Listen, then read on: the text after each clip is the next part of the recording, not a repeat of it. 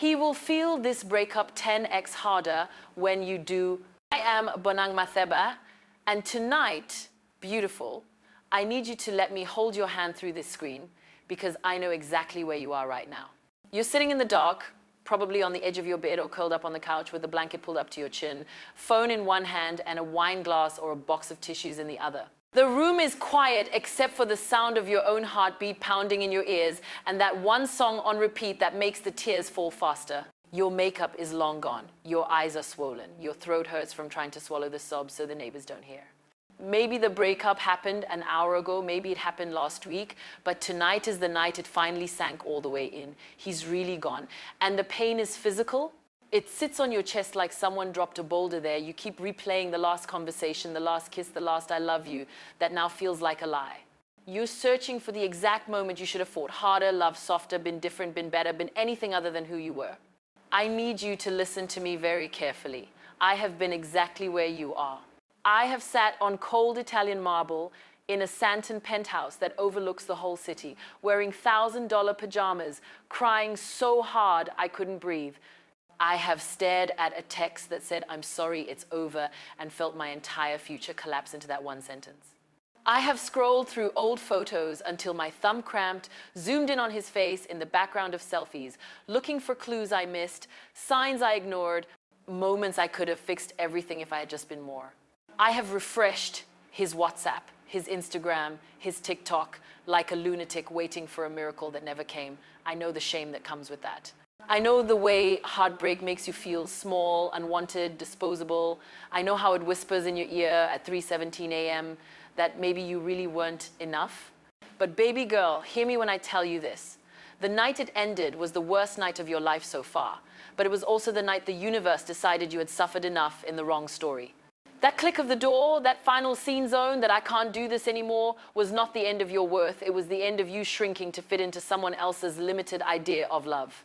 Tonight you are raw, you are broken open, you are bleeding, and that is exactly why tonight is sacred. Because only when we are stripped all the way down do we finally see what we're truly made of. And you, my love, are made of magic. He was never qualified to touch. Tonight hurts like nothing else ever has, but tonight is also the night your real life begins. Here's the truth, they'll never put on a pastel graphic with a broken heart emoji. The most brutal way to make him feel this breakup 10 times harder is to do absolutely nothing to him and everything for you. Men expect the storm. They brace themselves for the screaming phone calls, the paragraphs, the showing up at their door, the drunk texts, the public meltdown.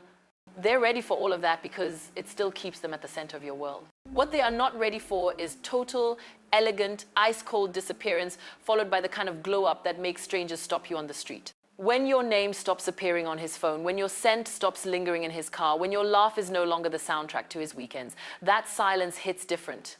It's not the silence of someone who's weak, it's the silence of a woman who just realized her energy is too expensive to waste on someone who couldn't afford it. And then, weeks or months later, when he finally gathers the courage to peek, maybe through a mutual friend's story, maybe because he types your name into the search bar at 2 a.m. Like every ex does, he sees you. Not the version of you that begged, not the version that cried in his passenger seat, but you at your absolute peak, skin clear, body right, hair bouncing, smile bright enough to light up an entire room, living a life that looks like a vacation he was never invited to. That is when the regret moves in permanently. That is when he finally understands the weight of what he lost. Not because you told him, not because you cursed him out, but because your joy is so loud he can hear it from miles away. He starts remembering the little things, how you made his coffee exactly right, how safe he felt with your head on his chest, how nobody has ever looked at him the way you did. And now someone else gets that version of you, or better yet, you get to keep it all for yourself. The secret nobody tells you is that a woman who heals in private and blooms in public becomes a legend in her ex's nightmares. He'll never admit it out loud, but every time he sees you winning, a tiny piece of him dies, knowing he fumbled the most precious thing he ever held. Your absence becomes the loudest apology he never gave, and your happiness becomes the receipt that proves he paid the ultimate price for taking you for granted. Now, Queen, we begin the most important love story you will ever live, the one between you, and we start in the one place he forgot to worship, the mirror. Tomorrow morning, No matter how rough you look, I want you to walk up to that mirror and stare at the woman looking back until something shifts. Look at her eyes that loved someone who couldn't love her back the same way. Look at her hands that held on when they should have let go. Look at her body that carried his insecurities along with her own dreams. And then I want you to speak to her the way you wish she had spoken to you. Tell her she is stunning. Tell her she is powerful. Tell her she is the standard, not the option. Start treating yourself like the limited edition you are. Book the hair appointment you kept canceling because he said he liked it better one way. Buy the lingerie that makes you feel like sin and salvation in the same breath. Not for anyone else, but because you deserve to feel that sexy when you catch your own reflection. Take yourself on the dates he never planned, the rooftop restaurant, the art gallery, the concert you always wanted to see. Sit at the bar alone if you have to, order the cocktail with the fancy name, and toast to the woman who is finally free. Move your body, because it feels good to be strong. Not because you're trying to fit into some old revenge fantasy. Sweat for you, lift for you, run for you. Speak to yourself in the third person when it gets hard. She is healing. She is worthy. She is becoming. I remember the first time I bought myself flowers after everything fell apart. Not the small, polite bouquet, the ridiculous, over-the-top, cost more than my first car payment kind that took up half my dining table. Every day I walked past them, I said out loud, "Thank you for choosing me today." It felt dramatic, almost ridiculous, but something in me started to believe it. Falling in love with yourself is not a hashtag or a trend. It is the moment you stop auditioning for love and start realizing you already are love. When you treat yourself like the main character, the universe rewrites every supporting role to match your energy. The greatest plot twist of your life will be the day you wake up and realize the love you were begging him to give you was inside you all along, waiting patiently for you to come home to yourself. And once you do, no one will ever be able to take that away again. We are done crying out loud, darling. Now we learn the most terrifying sound a man can ever hear. The silence of a woman who finally understands her worth. Silence is not weakness, it is strategy. Silence is the moment you stop explaining why you deserve respect and start showing it by removing your energy from anyone who refuses to see it. When he sends that first "hey" text after weeks of nothing, or the week "how have you been," you do not rush to answer. You do not type and delete 12 times. You do not give him the satisfaction of knowing you have been waiting. You let that message sit. You let it marinate in its own awkwardness while you go get your nails done, while you laugh with your girls over bottomless mimosas, while you dance in your kitchen to Beyoncé like the world is yours. Every hour you do not respond is an hour he spends wondering where you are, who you're with, why you're not jumping at the sound of his name anymore. That is power. Real power is not screaming on his voicemail. Real power is becoming the one notification he hopes for and never gets. When you choose silence, you take back the pen he used to write your story, and you start writing a new chapter he will never be allowed to read. I once went 93 days without responding to an ex who thought he could pop in and out of my life whenever he felt lonely. 93 days of me living, traveling, working, glowing. On day 94, he sent a paragraph apologizing for everything he ever did wrong. I read it, smiled, and went back to my vacation. Silence taught him more about my value than any argument ever could. Your silence is not empty. It is full of all the love, time, and energy you are now giving to yourself. And when a man realizes the space he used to occupy is now filled with your peace, that is the moment the ground shifts under his feet forever. Silence is the loudest way to say, I am no longer available for less than I deserve. Dignity is the crown you never take off, even when your heart is in pieces on the floor. Dignity is walking through the fire without letting the smoke get in your hair. It is smiling politely when you run into him at the coffee shop, even though inside you want to throw the latte in his face. It is wearing the dress that makes you feel like money when you know he will be at the same event, not to make him jealous, but to remind yourself who the hell you are. Dignity is refusing to let mutual friends turn you into gossip, refusing to let his name live rent-free in your mouth, refusing to let anyone see you unravel. I have been in rooms where the man who broke my heart was standing 10 feet away, laughing with some new girl, and instead of making a scene, I ordered another drink, fixed my lipstick in the reflection of my phone, and danced like the music was written for me. He watched. He always watches. Because a woman who carries herself like royalty, even when she's bleeding, is the most unforgettable sight in the world. Dignity is not pretending you're fine. It is deciding that your peace is worth more than his chaos. It is choosing to rise instead of stoop, to bless instead of curse, to walk away with your head high, knowing your value does not decrease based on someone's inability to see it. I have turned down invitations to tell my side of the story because some chapters are meant to stay closed. I have smiled and said I wish him the best when what I really wanted to say would have scorched the earth. And every single time, that restraint made me stronger, made me taller, made me untouchable. Keep your dignity the way you keep your designer bags, locked up, handled with care, never dragged through the mud. Because the moment you trade your dignity for a reaction, you hand him the victory he does not deserve. But when you protect it, like the rare treasure it is, you walk away the undisputed winner, and the whole world, including him, bows quietly at the queen who never let the crown slip. You are allowed to cry. You are allowed to fall apart. But baby, we do not fall apart ugly. We fall apart in cashmere robes with cucumber slices on our eyes and a glass of chilled rosé on the nightstand. We cry in the shower so the water washes the tears away before they stain our cheeks. We cry on the balcony overlooking the city lights because even our pain deserves a view.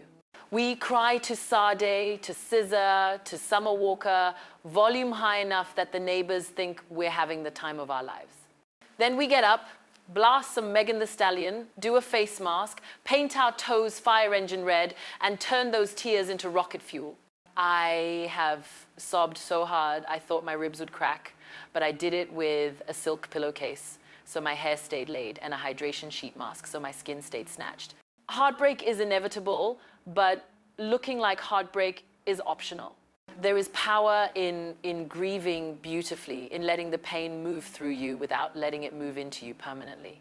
I have sat in bathtubs filled with rose petals I bought for myself, crying over someone who never deserved the petals or the tears. And when I stepped out, I looked like I had been to a spa instead of a funeral for what we used to be. Cry all you need, but cry pretty, because every tear is watering the woman you're becoming. Let the pain soften you, not harden you. Let it open you, not close you. Let it remind you that you loved deeply, that your heart is massive, that you are capable of feeling everything, and that is your superpower, not your shame. Then wipe your face, fix your lashes, put on the earrings that make you feel expensive, and step back into the world like nothing can stop you. Because nothing can. The woman who can cry rivers and still come out looking like an ocean goddess is the woman who wins every time. Your tears are sacred, but your glow is eternal. Cry pretty, heal fully, and watch how the same pain that tried to drown you becomes the very thing that teaches you how to swim in designer. Now we turn the pain into power, the tears into toner, the heartbreak into highlight. The glow up is not about getting pretty for somebody else. It is about becoming so undeniably you that the old version feels like a stranger. This is where you stop surviving and start redesigning. You book the trainer who makes you curse under your breath, but thank him later when your waist starts saying yes where it used to say maybe. You let the hairstylist talk you into the color you were always scared to try, the one that makes strangers ask, who does your hair? You clean out the closet, his hoodie goes straight to the donation pile, no ceremony, and fill the empty hangers with pieces that make you feel like money every time you open the door. You say yes to the girls' trip, the new hobby, the cooking class, the pole dancing intro session, because why not? You start showing up in rooms, looking like the main event, smelling like vacation, speaking like someone who knows her worth is non-negotiable. And yes, he will see it. One random Tuesday, he'll be scrolling, and there you are. Collarbones dusted in gold, waist snatched, smile brighter than it ever was next to him, living a life that looks like a reward. That is the moment the air leaves his lungs.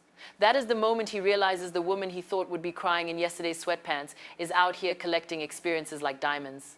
I have watched an ex's face go pale across a crowded club when I walked in, wearing a dress that cost more than his car note, laughing with people he didn't know, radiating a peace he never gave me. The glow-up is revenge, served ice cold with a side of effortless. You do not announce it. You do not tag him, you do not need to. Your body, your skin, your energy, your bank account, your joy, they all become billboards that scream, Look what happens when you lose a good woman. The best revenge is not making him hurt on purpose. It is making yourself shine so bright that his regret has no choice but to stare directly into the light. When you glow this hard, the past has no shadow left to cast. Letting go is not one dramatic moment. It is 1,000 tiny ones that finally add up to freedom. It is deleting the playlist titled with his name.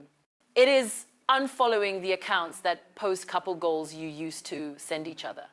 It is stopping yourself mid-sentence when you almost tell a new story that starts with my ex. It is throwing out the t-shirt you slept in because it still smelled like him 6 washes later. It is choosing not to check if he watched your story. It is the first morning you wake up and his name is not the first thought that punches you in the chest. Letting go is handing back everything that was never yours to carry. His insecurities, his broken promises, his version of your future. I once took every photo of us, every love letter, every plane ticket from trips we took together, put them in a shoebox, drove to the ocean at sunset, and set the whole thing on fire while drinking champagne straight from the bottle. The flames were small, but the release was enormous. You do not have to be that dramatic, but you do have to be deliberate. You have to stop watering dead things hoping they'll bloom again. You have to stop rereading old chapters trying to figure out where the story went wrong when the only thing that matters is the blank page in front of you now. Letting go is an act of love, first to yourself, then to him, because you finally stop punishing both of you by holding on. It is the moment you realize clinging to the past is the only thing keeping you from the future that has been waiting patiently for you to show up. When you open your fist and let the ashes fall, you create space for new hands to hold yours, new dreams to land, new versions of love that do not require you to shrink. Letting go is not losing. It is the quiet, fierce moment you choose yourself over a memory, and in that choice, you win everything. One day the text will come. Maybe it starts with a simple, "Hey stranger," maybe a long paragraph at 1 a.m., full of nostalgia and apologies he should have given months ago. Maybe he likes your new photo within 30 seconds of you posting it. Maybe he slides into your DMs with, "You look happy." However it arrives, it will arrive. And you, my love, will be ready. Because by now, you are not the same woman he left. You are the woman who paid her pain in full and got peace as change. You are the woman whose schedule is booked, whose heart is guarded by standards taller than skyscrapers, whose smile no longer flickers when his name pops up. You do not have to reply right away. You do not have to reply at all, but if you do, you reply from the throne, not the floor. Short, polite, unbothered, "I've been great, thank you, take care." No questions, no accusations, no opening the door for a trip down memory lane. I once had an ex call me after a year of silence, voice shaking, telling me he missed me, that he made the biggest mistake of his life. I listened, I wished him well, and I hung up and went back to the beach vacation he was never invited to. That is the energy. When he comes crawling back, he is not coming for the old you. He is coming for the new you he sees shining from a distance, hoping he can get a piece of the light he once dimmed. Do not hand it over. The price of admission went up the day he walked out. You smile, you keep it moving, you let him watch the door close again, this time from the outside looking in.